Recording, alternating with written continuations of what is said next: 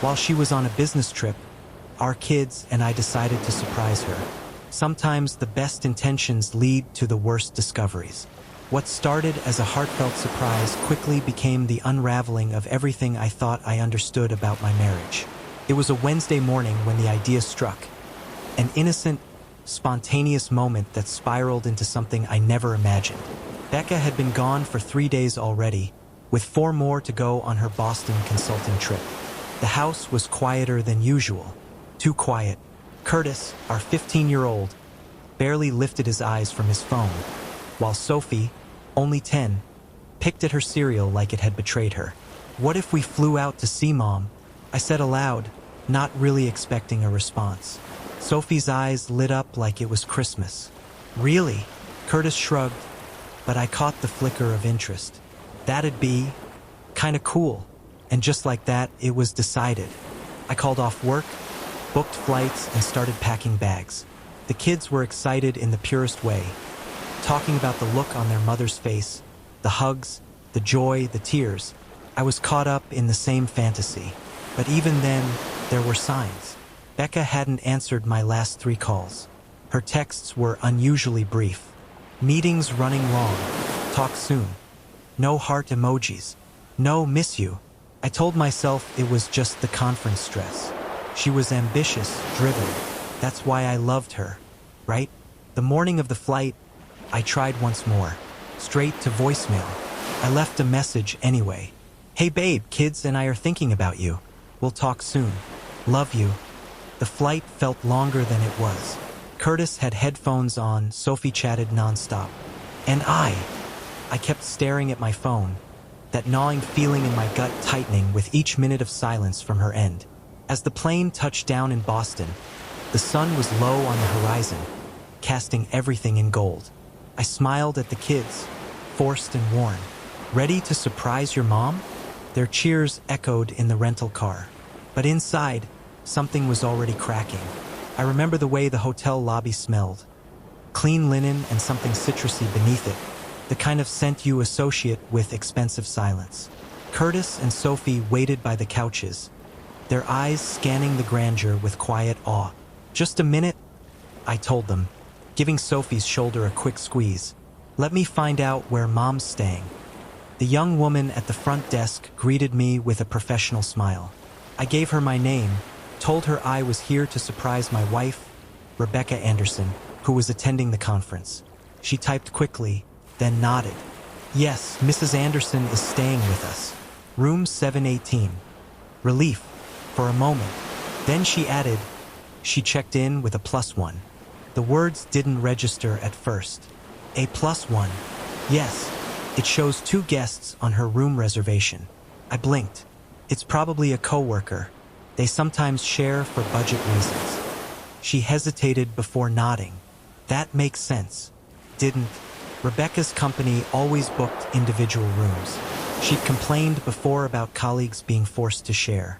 It was a small point she was proud of. Privacy, professionalism, respect. Still, I nodded and accepted the keycards she handed me. Room 732, just a few doors down the hall. When I returned to the kids, Sophie bounced on her toes. "Did you find Mom?" "Not yet," I said. "Let's drop our bags off first.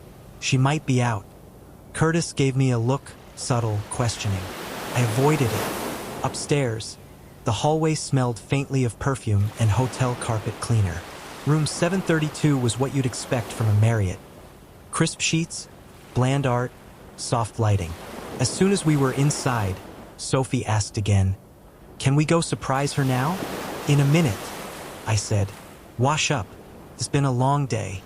When they disappeared into the bathroom, I stepped out and walked towards 718. My steps were slow, each one heavier than the last. I stood at her door for a moment, listening. Laughter, muffled. A man's voice, music. My hand froze inches from the door. I swallowed hard, then knocked. Silence. I knocked again, louder this time. The noise inside quieted. Then came the soft shuffle of footsteps. The door opened a crack, and there she was. Rebecca, wearing a hotel robe, hair tousled, cheeks pink. Her eyes widened as if she'd seen a ghost. Jason? She whispered, then stepped fully into the hall, pulling the door almost shut behind her. I didn't answer. I just looked at her, at the way she held the door like it might keep something inside. Or someone. "What are you doing here?" she hissed. "The kids and we came to surprise you," I said, my voice even detached. "They're in our room, just down the hall." Her lips parted, but nothing came out. She turned her head slightly, glancing back into her room, and that's when I knew. There was someone in there. "Who's in your room, Becca?" "It's not," she started, but I raised a hand. "Don't lie." She closed her eyes, exhaled.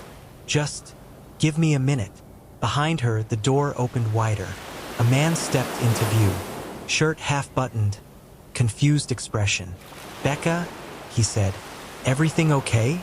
My stomach dropped. It wasn't the man's face. It was the way he said her name. The ease, the intimacy. "Who are you?" I asked, stepping closer. He looked at me, then at her. I didn't know she was married." Rebecca flinched. The man backed off. "I'm sorry. I had no idea." "Get out," I said, quiet, cold. He did. Rebecca stood there, trembling. "I can explain," she whispered.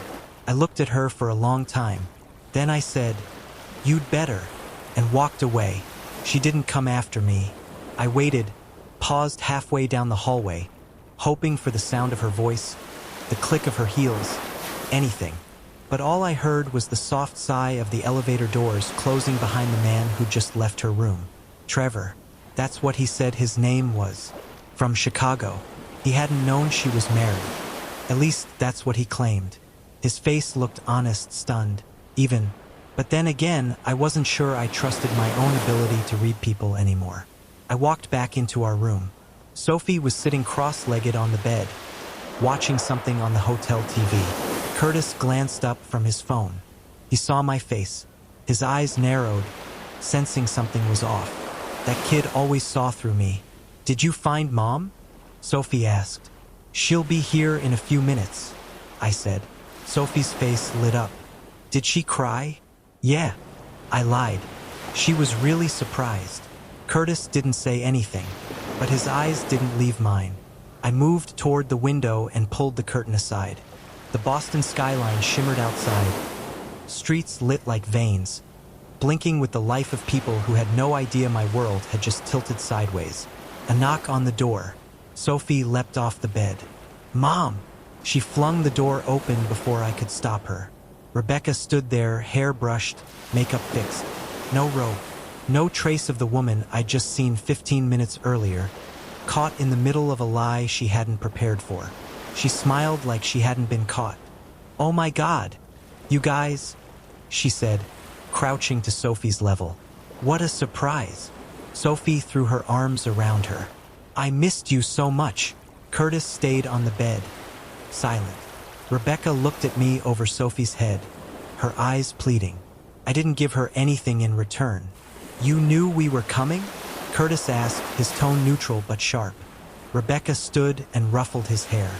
"Of course not. That's what makes it a surprise, right?" He didn't smile. I watched as she moved into the room, performing for our daughter, playing the role. I felt like I was watching a stranger wear my wife's skin. "I'd love to stay for dinner," she said, sitting beside Sophie. "But I actually have a work event tonight. Clients. Important ones." Sophie's smile faded. "But we just got here." Rebecca hesitated. "I know, sweetheart, but I promise I'll be all yours tomorrow. We'll explore the city, just the three of us." For "of us," I almost corrected her. But I didn't. I just watched her closely, studied the way she avoided my eyes, the way she clutched her purse tightly with both hands, as if it were the only thing holding her together. "Can I talk to you in the hallway for a second?" she asked me quietly. I followed her out, leaving the door ajar just in case. We stood in the soft yellow glow of the hallway light. A quiet, expensive kind of quiet. "I didn't plan this," she said. "Didn't plan what? Getting caught?" Her face twisted. "It wasn't serious. It's complicated." It didn't look complicated. It looked like you were comfortable. Mike, you lied to me. To them. I nodded back toward the door. To our kids. She winced. It was a mistake, she whispered. I shook my head. Don't reduce it. Don't insult me with that. She was quiet. What are you going to tell Sophie? I asked. She opened her mouth, closed it. I don't know. Then figure it out, I said. Because the next time you walk through that door, it better be as their mother, not whatever version of yourself you've become. She looked like she wanted to cry, but I didn't care. Not in that moment. She turned to leave, and I watched her go. Watched the woman I thought I knew walk away from me again. I didn't follow. That night I couldn't sleep. Curtis had passed out with his earbuds in. Sophie snored softly in the other bed, clutching her stuffed bunny like she always did when she felt uncertain. I lay between them, staring at the ceiling fan spinning lazily above us. Rebecca never came back. No text, no call.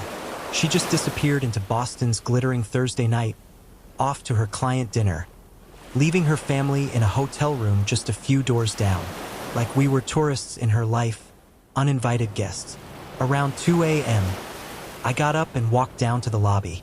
It was mostly empty, the kind of sterile, echoing emptiness you only find in hotels after midnight. The woman at the front desk had changed. A different face, but the same polished smile. I asked her for a copy of our bill so far. For expense reporting, I said. It wasn't even a lie, just not the expense I was thinking about. Her fingers moved across the keyboard. Would you like your wife's bill too? Room 718? I hesitated. Yes, please. She printed it and slid it toward me. I glanced down and scanned the charges. Room service, 2 entrees. Wine. Tuesday night, spa service, couples massage. Wednesday afternoon, a second room key issued. Thursday morning, my heart thudded so hard I thought she might hear it. Thank you, I said quietly. I folded the paper and slipped it into my jacket pocket. Upstairs, I stared at it again in the bathroom under harsh light. It wasn't just infidelity, it was routine. It was casual. It was planned. She didn't meet Trevor at the bar that night. She brought him with her. I flushed the toilet for show and returned to bed. Sophie stirred and curled into me. I wrapped an arm around her and held her a little too tightly. In the morning, Rebecca knocked. She was back in her workwear, slacks, blazer, breezy voice, like she hadn't just broken the rules of our life. Ready for breakfast? She asked, her smile strained. Sophie squealed and jumped up. Curtis didn't move. He stayed in bed, arms folded behind his head. Rebecca looked at him. You coming? Sure, he said flatly. Wouldn't want to miss quality family time. The hotel's breakfast buffet was all clinking cutlery and hollow conversation. Rebecca asked the kids about school. Sophie babbled about her art project. Curtis said nothing. I didn't touch my food. Rebecca sipped her coffee and glanced at me. Mike, can I talk to you? Alone? I nodded once. She led me outside, toward a quiet patio with small metal tables and fake plants. The morning was bright, too bright. She sat. I stayed standing. Whatever you're thinking, it wasn't like that, she started. I raised an eyebrow. What was it like, then? It was, I don't know. I was lonely. I didn't think it would go this far. You brought him here, Becca. I didn't think you'd come. I laughed, a low, bitter sound that startled even me. I didn't think you'd come, I repeated. That's your defense? Her lips trembled. It was a mistake. There it is again, that word. Like this was some accident. Like he slipped and fell into your hotel bed. Don't do that, she said sharply. Don't make me the villain. I stared at her. You are the villain, I said, voice soft. At least own it. She blinked, caught off guard. What do you want from me, Mike? I stepped closer. The answer came easier than I expected. I want to know when you stopped being my wife. She didn't respond. Her silence said more than her lies ever could. I left her there on that patio, surrounded by breakfast tables and the quiet hum of other people's peaceful mornings. When I got back upstairs, Curtis was standing by the window, arms crossed. "She cheating?" he asked without turning around. I paused. "Yeah." He nodded once. I figured. Curtis didn't say anything else after that. He just stayed at the window, staring out at the city below like it might offer him answers I couldn't give. I wanted to talk to him, really talk, but every word felt like a crack in the dam, and if I let one out, I wasn't sure I could stop the flood. Sophie, thankfully, was still too young to see the fracture lines. She was just happy to have her mom for a few hours, oblivious to how much glass had shattered around her. Rebecca tried. She really did.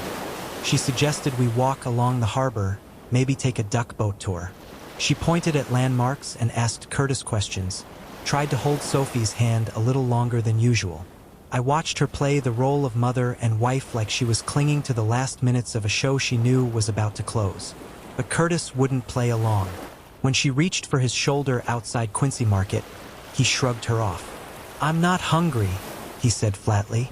Rebecca froze for a second, then forced a laugh. "Not even for fried clams? Come on, Curtis. Don't punish everyone because you're in a mood."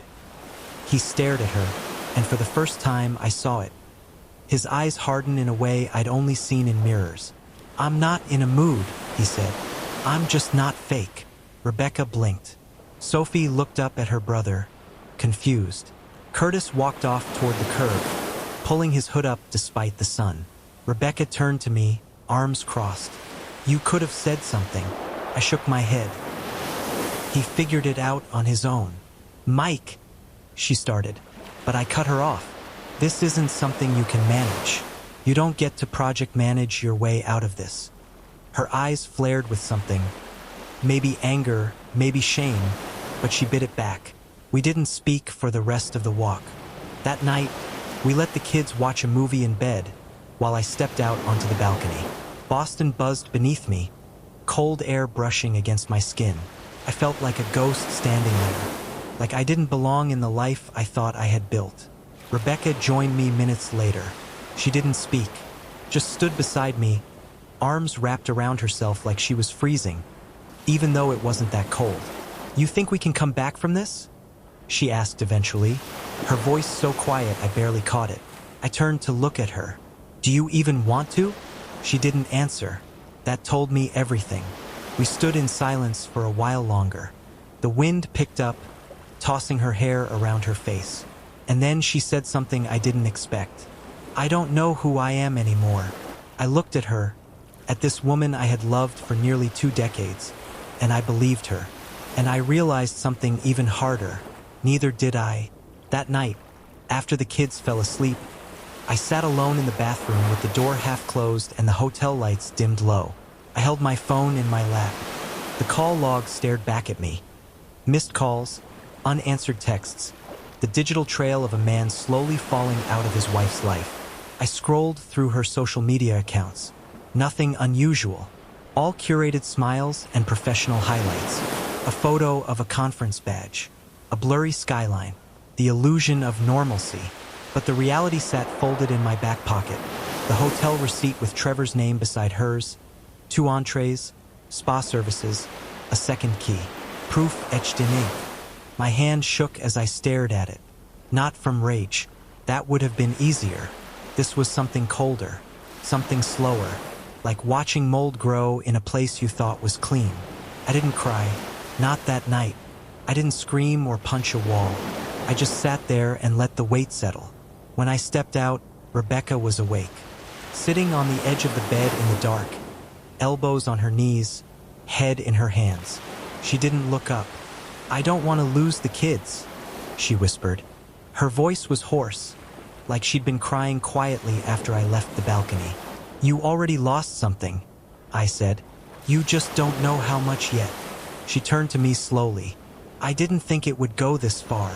"You didn't think we'd show up?" I corrected her. She nodded once. "That's true. Were you going to tell me? Ever?" Rebecca didn't answer. She just stared at the carpet like the pattern might explain her decisions. "Was it just him?" I asked. Her silence stretched too long. "Jesus, Becca. It wasn't like that," she said quickly. "They weren't relationships.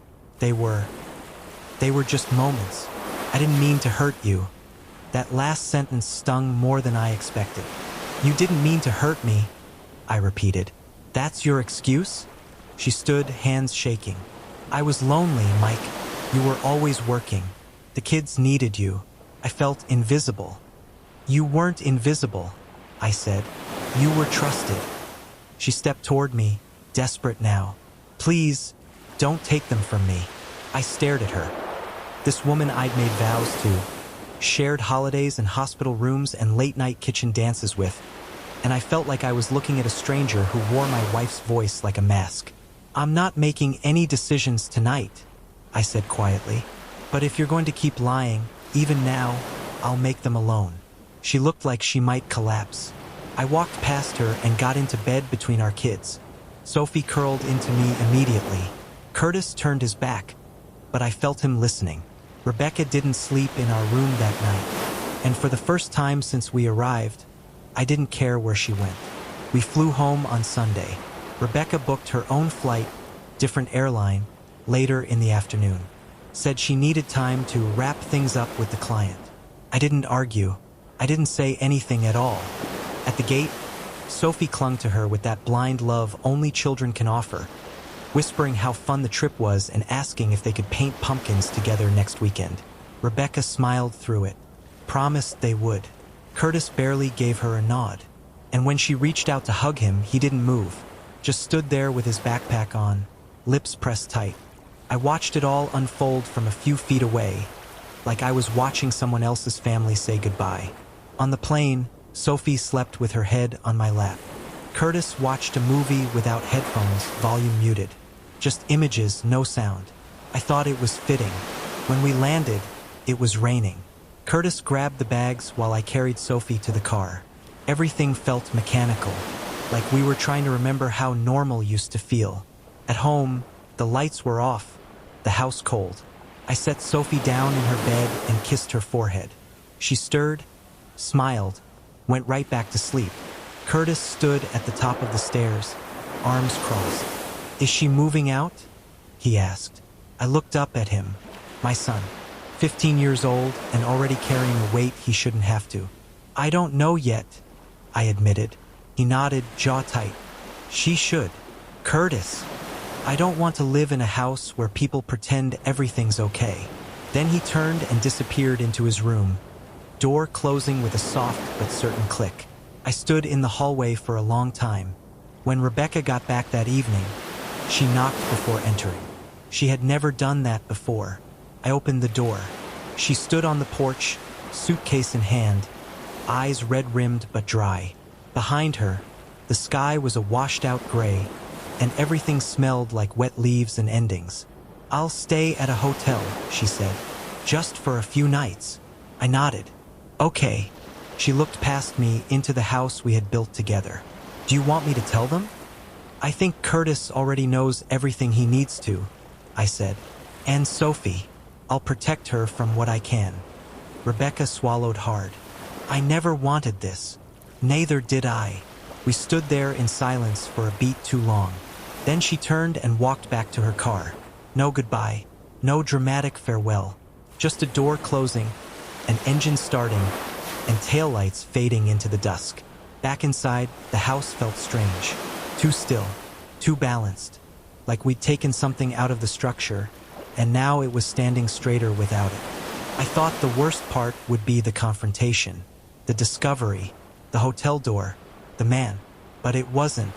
The worst part was the morning after, waking up and realizing it wasn't a dream, that this new reality, fractured, quiet, incomplete, wasn't going anywhere. Rebecca texted that day, just once. "Can I see the kids after school?" I stared at the screen for a long time. Curtis was at his desk, earbuds in. Sophie was drawing unicorns in the kitchen, humming to herself. "Come by at 5. Just you." I hit send. She arrived on time. No makeup, hoodie, hair pulled back. She looked like someone who hadn't slept in days. Curtis didn't come downstairs. I didn't force him. Sophie ran into her arms like nothing had changed. Rebecca clutched her, kissed her head, and I watched her eyes close in a way that looked more like grief than joy. They sat on the couch coloring, talking about school, pretending. I gave them space. An hour later, she stood in the doorway again, purse over her shoulder. "Thanks," she said quietly. I nodded. Before she turned to leave, she asked, "Would you ever want to fix this?" I looked at her for a long time, not at the woman I married, but the one standing there now. The one who made calculated choices. The one who cracked our foundation and asked if I could glue it back together. "I don't know if there's anything left to fix," I said. Her mouth quivered, but she nodded. She left without another word. Curtis came down a minute later. "She gone?" "Yeah." He grabbed a soda from the fridge. "I don't want to talk about it." "I know," I said, "but if you ever do, I'll come to you." We stood in silence for a moment before he walked away. That night, after both kids had gone to bed, I sat at the kitchen table with the hotel receipt in front of me. I didn't need it anymore. The facts weren't in question. But I stared at it anyway, trying to understand where it all went wrong. What I missed, what I allowed. I reached for a lighter, watched the edges curl, blacken, turn to ash in the sink. Rebecca's betrayal didn't need to live in a drawer. It was already etched in memory. And sometimes memory is punishment enough. The divorce wasn't fast. They never are, not when there are kids and memories and mortgage balances tangled between names. But it moved quietly like everything else now. No yelling, no courtroom drama. Just documents passing hands and silences too loud to ignore. Rebecca moved into a small apartment on the edge of town. Clean, modern, forgettable. She tried to keep her time with the kids consistent. Every other weekend, occasional dinners on Wednesdays, but Curtis barely engaged. Sophie, bless her, still made drawings for her mom. Still packed little bracelets in her overnight bag. Thinking love could fix what distance made worse. It was a strange time. Not tragic. Not dramatic. Just muted. Like someone turned the volume down on our lives and we hadn't noticed until it was quiet enough to hurt. One Saturday, a month after the papers were signed, I found Curtis in the garage. He was sitting on the floor, back against the wall, scrolling through his phone. "You okay?" I asked. He shrugged. "Yeah." I nodded, started putting tools away. The silence was thick but not heavy. "She still sees him?" he asked suddenly, not looking up. I knew what he meant. I didn't ask how he knew. "Yes," I said. Another shrug. "Figures." I wanted to tell him not to carry that anger forever, that it would turn hard and cold and follow him into places it didn't belong. But I didn't, because I was still carrying mine too. That night, I sat on the porch after the kids went to bed. The breeze was cool, the kind that whispers through trees like a voice you used to know. My phone buzzed beside me. A message from Rebecca. "Can I call? Just for a minute." I stared at it. Then, without replying, I stood up and walked inside. Locked the door behind me. Let the phone keep buzzing. Some endings don't deserve last words. It's been 6 months now. The leaves are starting to change again. Little bursts of orange and red creeping into the trees around our yard. Sophie calls them sunset leaves. Curtis just says it means basketball season's back. I still make dinner most nights. Still sit at the kitchen table while Sophie does her homework and Curtis pretends not to need help with his. The house is quieter, but not hollow. It breathes differently now. Slower. Honest. Rebecca still comes by. Mostly for Sophie. She and Curtis talk sometimes, stiffly, like old friends who fell out and forgot how to laugh together. I don't ask for more than that. Last week, she stood in the driveway a little longer than usual. Watched Sophie run inside with her weekend bag slung over her shoulder, hair bouncing, humming off key. "She's happy," Rebecca said. "She's trying," I replied. She looked at me like she wanted to say something else. Maybe an apology, maybe a memory, maybe a wish. But in the end, she just nodded and got into her car. As she drove off, I didn't feel anger anymore. Or grief, just a strange kind of clarity. Like I had finally stopped clinging to the wreckage and started swimming. Later that night, I found a photo buried in one of the kitchen drawers. The four of us, laughing, blurry, sunburned from the beach. A moment from a life that had already started slipping away. I almost threw it out, but I didn't. I put it in a box in the attic beside the letters, the baby shoes, the birthday cards with crayon hearts. Not out of sentiment, but because some truths deserve to be remembered, not cherished, not celebrated, just remembered, so we don't repeat them. And as I turned off the lights, locking up the house that now felt like mine again, I whispered something into the quiet. Never again. And meant it.